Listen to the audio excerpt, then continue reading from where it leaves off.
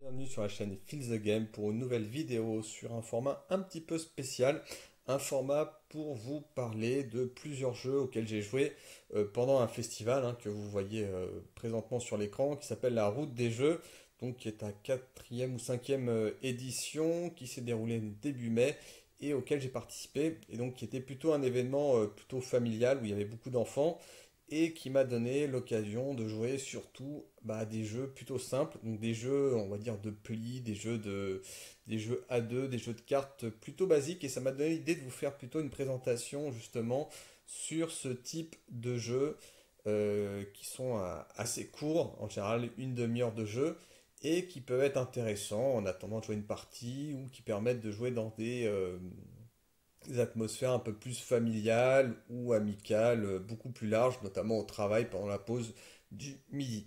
Donc, voilà, je vous fais la petite pub pour la route des jeux, donc qui est dans la région de Saint-Malo, dans le pays de Saint-Malo. Et on va se retrouver pour vous présenter, on va dire, quatre jeux que j'ai joués pendant ce festival et surtout deux autres jeux bonus que j'ai joués dans le cadre d'associations. Et donc, je vais vous donner un petit peu mon avis sur ces jeux-là. Alors, le premier jeu que j'ai testé avec notamment Madame The Game, c'est un jeu à deux. C'est un jeu, on va dire entre guillemets, connu dans le sens, même s'il est récent, il date que de 2022. La licence est bien connue, c'est Splendor. C'est un jeu, je ne sais pas si on le présente encore, mais voilà, c'est un jeu normalement qui joue de 2 à 4. Où vous allez, qui est très simple, où vous prenez des gemmes, vous les récupérez, ou vous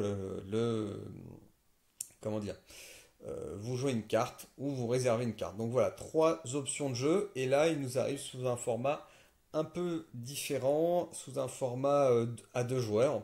Et donc voilà, est-ce que le pari va être réussi? Alors vous avez peut-être pu voir là sur BGG, il est noté 7,9, c'est quand même un très très bon score.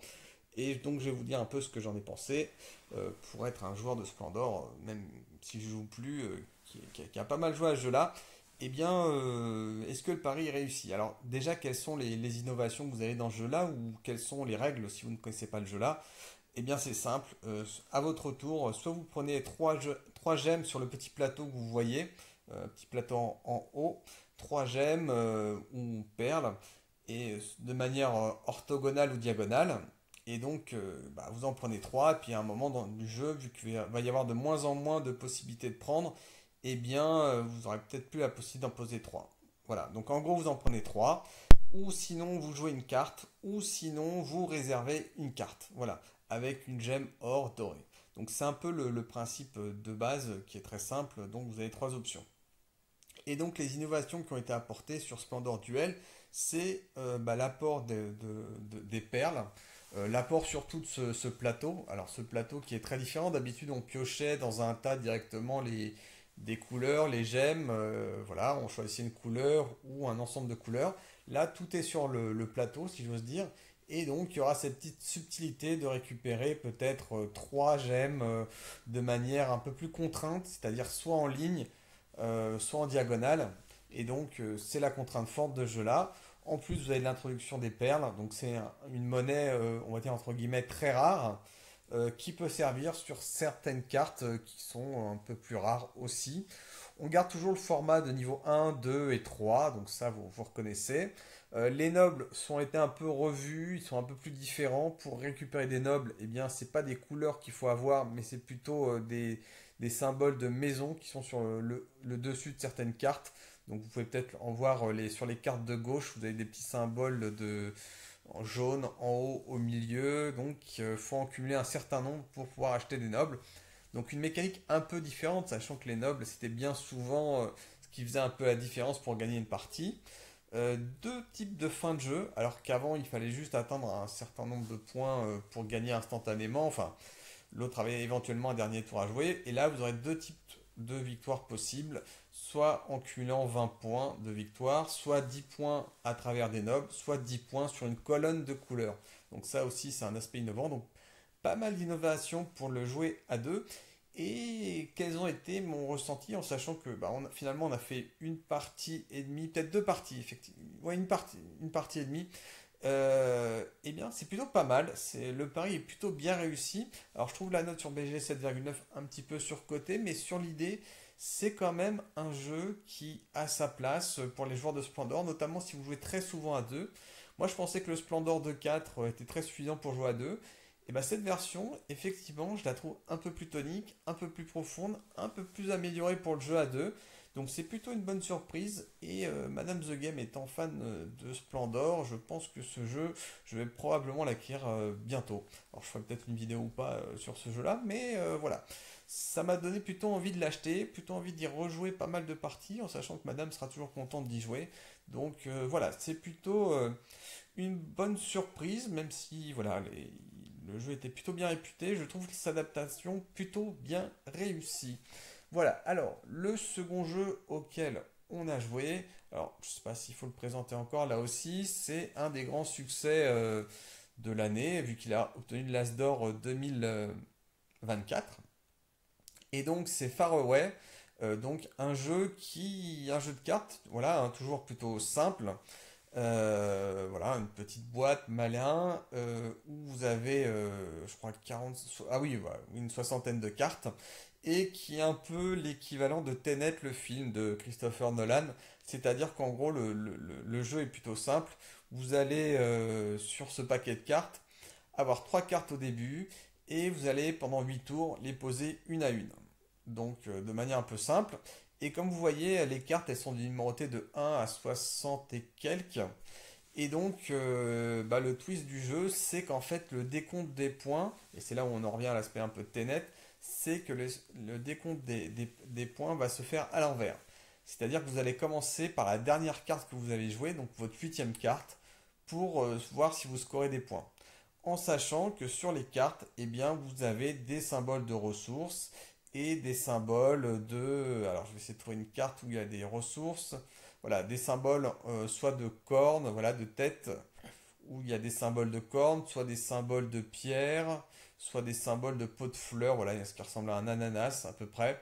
Voilà, donc vous avez des petits symboles, et pour activer ces symboles, eh bien, il va falloir, enfin, pour activer certaines cartes, il va falloir avoir des ressources en sachant que les cartes qui rapportent le plus de points de victoire sont celles qui nécessitent le plus de ressources. Et donc ça, c'est plutôt malin, en sachant qu'il y a un autre twist dans le jeu. Voilà, c'est peut-être un peu plus complet. C'est que vous avez des petites cartes, encore un peu plus petites, au-dessus et en bas. Vous voyez des cartes, des petites cartes, ce qu'on appelle les cartes sanctuaires, et qui sont des cartes que vous pouvez gagner au fur et à mesure de la partie, à condition de jouer une carte dont la valeur est supérieure à la précédente. C'est-à-dire que là, vous voyez sur la pile de cartes, vous avez 14, 19, 33, 18, 24, 35, 40, 48. À chaque fois que vous allez jouer une carte de niveau supérieur au fur et à mesure des tours, eh bien, vous aurez le droit de prendre une ou plusieurs cartes sanctuaires. Plusieurs cartes sanctuaires si vous avez réussi à avoir des cartes avec un petit symbole parchemin. Donc là encore, quand vous allez construire votre jeu, vous allez devoir éventuellement rajouter des parchemins si vous avez une stratégie pour aussi cumuler des sanctuaires. Les sanctuaires, qu'est-ce que ça vous rapporte? Bah, des points de victoire ou éventuellement des ressources. Ressources qui auront l'avantage d'être permanentes, c'est-à-dire qui compteront dès le début du décompte du jeu. Voilà. Expliquer comme ça, c'est un peu compliqué.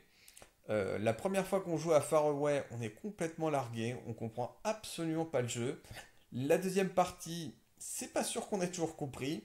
Et à partir de la troisième, vous commencez un peu à entrevoir la profondeur du jeu. Et finalement, vous avez plutôt affaire à un jeu assez expert, parce que vous allez vraiment cogiter. C'est un jeu qui produit pas mal de jeux de cerveau. Euh, Là, on est quand même dans un truc un petit peu à part pour la plupart des jeux de cartes, donc c'est très étonnant. Le jeu est à la fois voilà, très simple et finalement très expert, avec une durée de jeu d'à peu près une demi-heure, hein. Enfin, voilà, c'est 8 tours. Le principe du jeu est relativement simple, hein. Je pose une carte. Au début, j'ai un choix parmi trois cartes.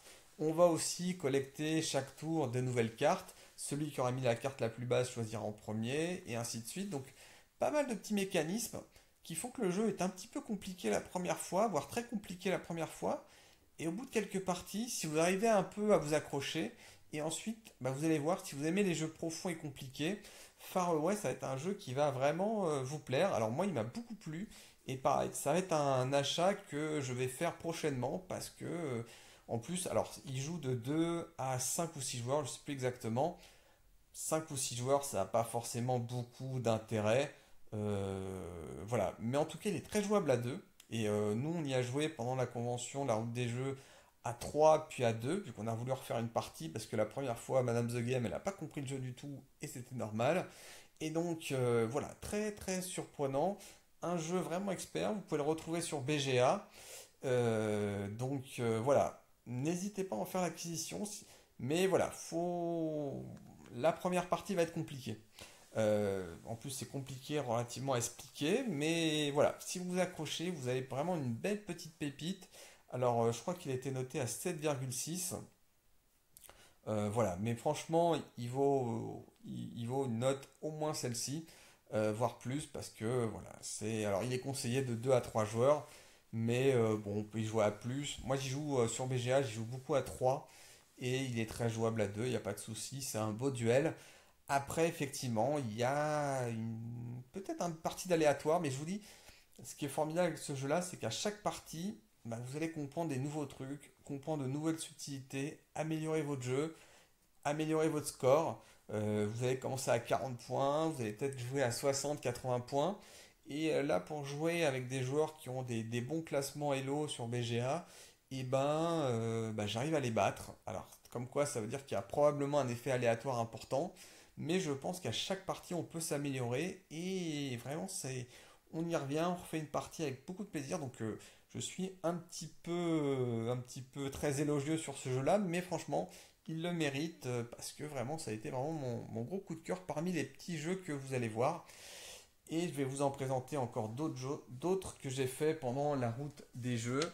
Alors, l'autre jeu auquel j'ai joué, c'est un jeu dont j'avais beaucoup entendu parler aussi, District Noir. Alors bon, la note retombe un petit peu, mais le principe du jeu est plutôt simple. Ça joue à deux exclusivement. Euh, un jeu d'origine visiblement japonaise, si j'ai bien compris. Bah, vous avez un paquet de cartes, alors qui est composé de couleurs différentes avec des chiffres. Et le jeu est très simple. Vous avez, je crois, 45 cartes, vous en mettez 3 de côté.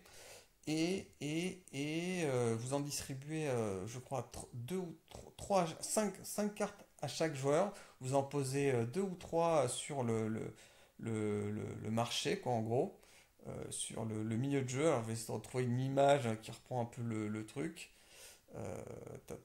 Voilà, vous avez au milieu un espèce de marché. Et donc, vous allez devoir, au fur et à mesure du jeu, bien soit poser une carte, soit éventuellement, à condition qu'il y ait au moins 5 cartes sur le marché, les ramasser. Donc c'est assez simple. Donc soit je pose une carte, soit je ramasse les cartes à condition qu'il y en ait au moins 5. Simplement, ce qui va faire un petit peu le sel du jeu, c'est alors comment on marque des points. Alors, parmi les cartes que vous avez soit des cartes à 5, 6, 7 ou 8. Et donc ça, si vous arrivez à avoir une majorité de 5, de 6, de 7 ou de 8, bah, vous marquez autant de points. C'est-à-dire si vous avez la majorité des 5, vous marquez 5 points. Si vous avez la majorité des 7, vous marquez 7 points. Petite astuce du jeu, si vous avez une suite 5, 6, 7, 8, bah, vous marquez 5 points. Et enfin, vous allez avoir des cartes un peu pourries à -3 qui vont pourrir un petit peu le marché, ou au contraire des cartes bonus qui vont améliorer le marché. Voilà, donc dit comme ça, le jeu est plutôt simple. On a fait une partie et bon, bah écoutez, le jeu était peut-être un petit peu trop simple, on n'a pas trop compris. C'est-à-dire qu'on joue sa carte, on comprend pas ce qui est bien ou pas bien. A priori, on se dit, bah c'est bien de ramasser le plus vite possible, mais pas forcément parce que vous avez le droit seulement une fois par tour de ramasser les cartes. Donc vous allez devoir être un petit peu astucieux pour éventuellement temporiser ou au contraire pourrir le marché. Comme ça, celui qui ramasse une mauvaise carte, mais vous pourrissez aussi la main. Donc voilà, pas forcément bien compris l'intérêt du jeu sur la première partie. Peut-être à rejouer, mais en toute honnêteté, on n'a pas eu envie d'y rejouer. Donc voilà, une petite déception parce que le jeu avait plutôt une bonne réputation.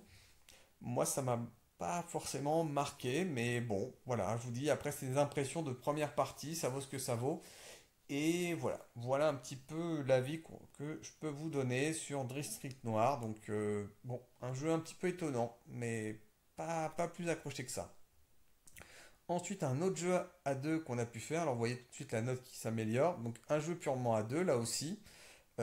qui nous raconte un peu l'histoire de la traque entre Dracula et Van Helsing, le chasseur de vampires.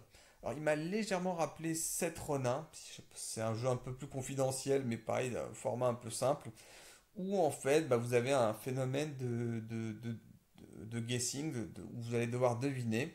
Alors, ça joue en 5 tours, exclusivement à 2 joueurs. Et donc, le but de Dracula, c'est de poser 4 vampires parmi les 5 secteurs. Donc, vous voyez peut-être derrière les cartes, bah, vous avez 4 jetons normaux.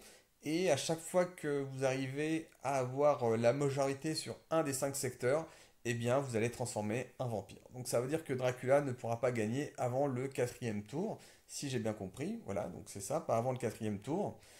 Et donc, vous allez vous affronter avec un paquet de cartes. Vous allez avoir 5 cartes devant vous. Et celui qui a la valeur de carte la plus forte gagne le match sur le secteur. Vous voyez? Du côté gauche, vous avez le secteur 1. Deuxième carte, c'est le secteur 2. Troisième carte, c'est le secteur 3, etc., etc. Et votre adversaire, bah, en fait, vous allez comparer. Donc dit comme ça ressemble à la bataille, mais c'est beaucoup plus subtil que ça. Déjà parce qu'il y a une couleur à l'atout, c'est-à-dire que là, par exemple, sur le schéma, vous avez les cartes violettes en haut à gauche, bah, c'est la couleur de l'atout. Donc le violet, c'est l'atout. Et donc bah, l'atout gagne systématiquement face à une autre couleur. Évidemment, haute subtilité, si vous avez aussi un classement. Alors là, sur le symbole, c'est rouge supérieur à bleu qui est supérieur à jaune. Donc en cas d'égalité, bah, le rouge gagnera sur une autre couleur. Voilà, uniquement en cas d'égalité avec un petit côté atout. Là encore, vous dites, bah, c'est toujours un petit peu plat, on est toujours dans la bataille. Non, parce qu'il y a une autre petite subtilité, c'est que bah, quand vous allez avoir vos 5 cartes chacun, et bah, vous allez piocher des cartes. Alors normalement, il doit y avoir 5 fois 8 cartes, donc à peu près 40 cartes. Et donc à chaque fois, bah, vous allez piocher une carte, et les cartes vont de 1 à 8. Et donc sur de 1 à 8, eh bien, à chaque carte, en fonction de son niveau, a un effet positifs ou négatifs qui permettront soit de forcer votre adversaire, par exemple, à dévoiler une de ses cartes face visible, soit de mettre fin à la manche, soit éventuellement de changer la couleur de l'atout, soit éventuellement de vous forcer à échanger de cartes à vous-même ou à votre adversaire, etc., etc. Donc pas mal de petits twists qui font que le jeu est plutôt sympathique. Alors moi j'ai trouvé déjà que comment dire, le matériel était plutôt joli. Visuellement c'est plutôt sympa, donc bien designé, etc. Euh, on a fait 2 parties, ou plutôt une partie et demie là encore. On n'a pas été au bout de la deuxième. Euh, Bah, j'ai trouvé le jeu pas mal. Voilà. En fait, pour vous donner mon avis, le jeu était pas mal. Plutôt sympa, mais je sais pas. Il manquait un petit quelque chose pour faire un bon jeu. Euh, Pourtant, c'est rigolo. Vous piochez une carte, vous essayez de mettre fin à la partie, vous essayez de calculer les cartes pour savoir si c'est intéressant de mettre fin à la partie tout de suite ou pas. Euh, ou vous allez au bout du paquet parce que c'est plus intéressant, etc. Voilà, le jeu pas mal, mais bon, on a refait une deuxième partie auquel on n'a pas été au bout parce que finalement on s'est dit on va faire autre chose plus tôt. Mais bon, voilà, le matériel est plutôt joli, le thème est plutôt sympa, ça dure une demi-heure. Bon, voilà, pas transcendant, pas trop compliqué. Mais voilà, est-ce qu'on a envie d'y rejouer plusieurs fois, souvent, de temps en temps, je sais pas. Moi, pas trop, mais j'ai trouvé ça pas mal dans l'idée. En tout cas, meilleur que District Noir finalement. Mais bon, sans plus, sans plus, sans plus. Voilà.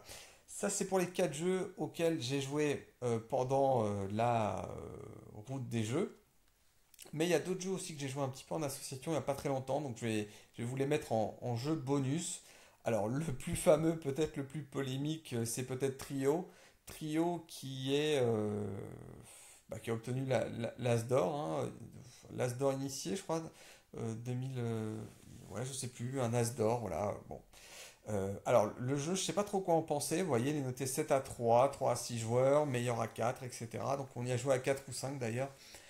15 minutes, donc plutôt rapide, et je le trouve à la fois nul et génial. Alors, je vais vous expliquer les règles, vous allez comprendre pourquoi il est nul et génial. Les règles, c'est simple. Alors, le jeu de cartes, il est composé de 3 cartes de 3 cartes, voilà, de cartes qui vont de 1 à 12. Donc ça fait 36 cartes, si j'ai bien compris. 36 cartes, et vous allez distribuer, je crois, 3 cartes à chacun des joueurs. Je me souviens plus exactement. Et le but du jeu, c'est de plus avoir de cartes en main, je crois, si je me trompe pas. Voilà, j'avoue que ça fait un petit moment que j'y ai pas joué. Mais voilà, donc 36 cartes, et vous allez recevoir un certain nombre de cartes en fonction du nombre de joueurs. Et là où c'est vraiment très astucieux, c'est qu'en gros, il faut vous débarrasser de vos cartes. Et pour vous débarrasser de vos cartes, eh bien, il faut dire à un joueur de vous présenter sa carte la plus haute ou sa plus basse. Donc vous dites quelle est ta carte la plus basse. Il vous dit bah, c'est un 1. Ensuite, vous dites à un autre joueur, ou y compris vous-même, bah, quelle est ma carte la plus haute, la plus basse, et vous présentez par exemple un 1. Et si vous avez deux fois la même carte, eh bien vous avez le droit de continuer à jouer pour désigner quelqu'un d'autre ou qui a une carte de même valeur. En gros, si vous arrivez à avoir trois fois d'affilée le même numéro de carte, 1, 2, 5 ou 7, peu importe, eh bien vous vous débarrassez des cartes. Et donc, bah, je crois que si vous gagnez voilà, donc si vous arrivez à vous débarrasser de trois fois, si vous gagnez trois fois, vous devinez juste trois fois, eh bien vous gagnez la partie. Donc le but du jeu, c'est pas de se débarrasser de ces cartes, j'ai plutôt mal dit les choses, mais c'est de gagner trois fois et de deviner trois fois trois cartes. Et bah là, vous ne le voyez pas, mais il y a aussi un marché. Alors, je vais essayer de trouver une illustration. S'il y a un marché au milieu où vous avez un certain nombre de cartes qui sont face cachée. Voilà. Voilà un petit peu l'idée. Donc en fait le jeu s'explique en 30 secondes. Et c'est là où le côté est génial, c'est-à-dire qu'en fait vous allez pouvoir jouer avec n'importe qui, n'importe quoi, en fonction des circonstances. Voilà, 3 à 6 joueurs quand même.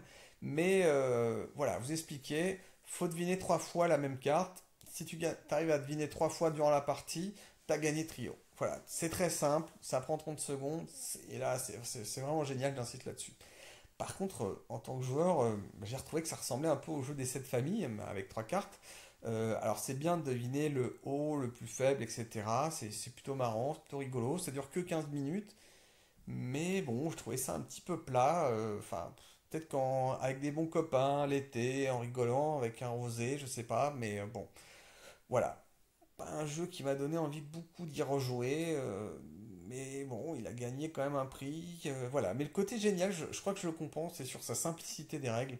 C'est hyper simple, c'est hyper accessible, c'est plutôt distrayant, mais voilà, je le trouve plutôt, plutôt pas mauvais, mais bon, ça manque de profondeur, voilà. Moi, j'ai bien aimé Far West, de toute façon, donc c'est un jeu qui avait la profondeur que je recherche, mais voilà, si vous suivez cette chaîne, si vous voyez un petit peu les vidéos que je fais, c'est plutôt des gros jeux, donc forcément, ça n'a pas collé. Voilà.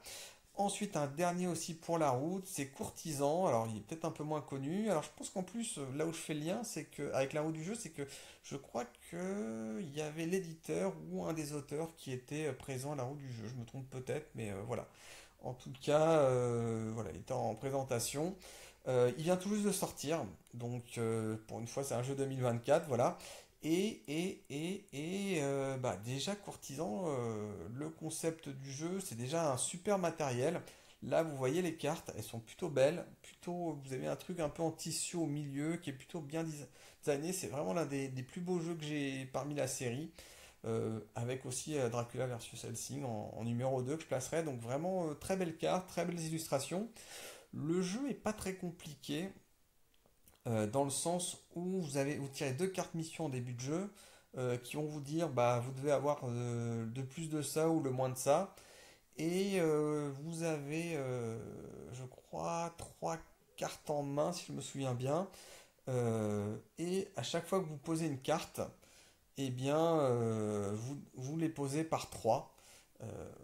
Et donc, vous dites, alors je crois qu'on a plus de 3 cartes, voilà. Et alors, à chaque fois que vous avez 3 cartes, vous allez devoir jouer 3 cartes. Et une carte pour vous, une carte pour l'adversaire, une carte pour le tapis de jeu, si vous voyez. Et en gros, chaque carte, il y a plusieurs couleurs. Donc chaque carte va rapporter un point de victoire si elles sont posées devant vous. Donc vous voyez, vous avez une main devant vous, enfin Là, il y a le rond central et les cartes au-dessus, en dessous. Et vous avez devant chaque joueur des colonnes avec les couleurs de jeu. Donc, à la fin du jeu, bah, selon les colonnes, certaines colonnes vont être en plus, certains vont être en moins. Pour qu'elles soient en plus, il faut revenir au tapis de jeu. Toutes les cartes au-dessus vont faire une majorité. Alors si vous avez par exemple sur les blancs, vous avez deux au-dessus, deux en bas.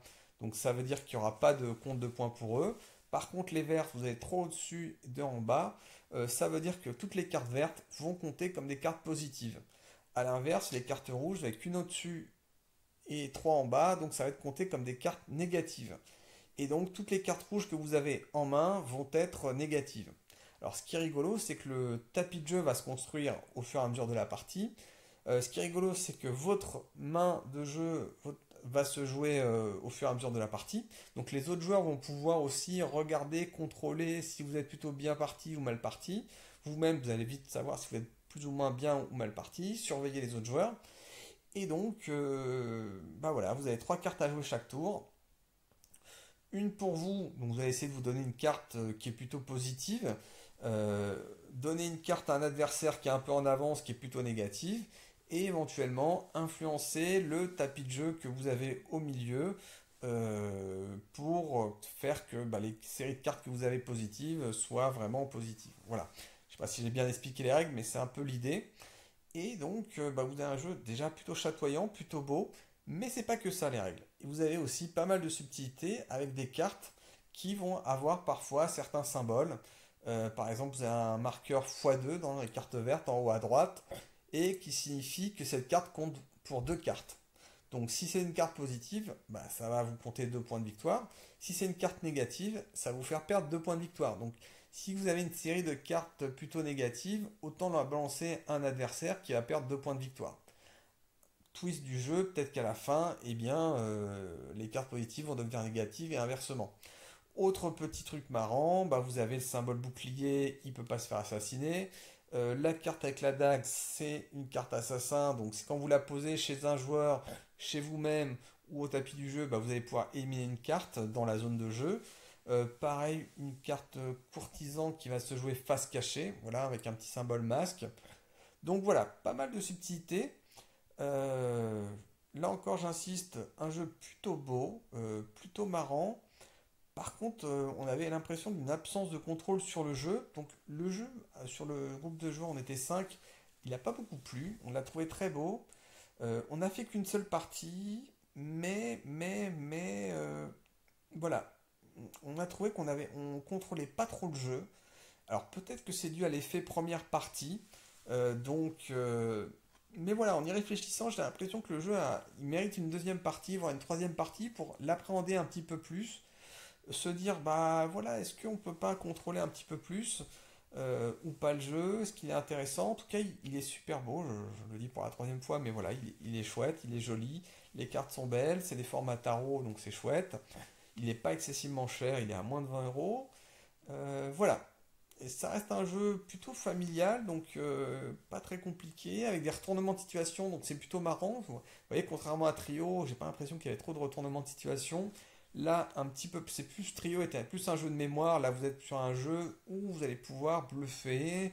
Voilà. Alors l'inconvénient, comme on a joué avec des joueurs plutôt expérimentés, bah, c'est que bah, vous allez un peu peut-être vous acharner chez un bon joueur, chez quelqu'un qui est en avance, etc. Donc il y a un effet un petit peu king-making, un petit effet qui peut être désagréable d'acharnement sur un joueur. Donc voilà, c'était un peu le problème de courtisan. Et puis, bon, bah, la première partie, effectivement, vous ne contrôlez pas trop la partie, mais voilà. Éventuellement, donner une deuxième chance à ce jeu-là, mais voilà, je suis plutôt réservé sur ce jeu-là, mais pourquoi pas? Pourquoi pas voilà, en sachant que ça ne sera pas un jeu qui conviendra à des joueurs experts, mais plutôt à des joueurs familiales ou des joueurs experts qui veulent se détendre, quoi, clairement, hein. Mais en rigolant. Donc voilà ce que je peux vous dire sur ce dernier jeu que je tenais à vous présenter. Voilà, donc c'était un format un petit peu original qui m'a permis de vous présenter une demi-douzaine de jeux.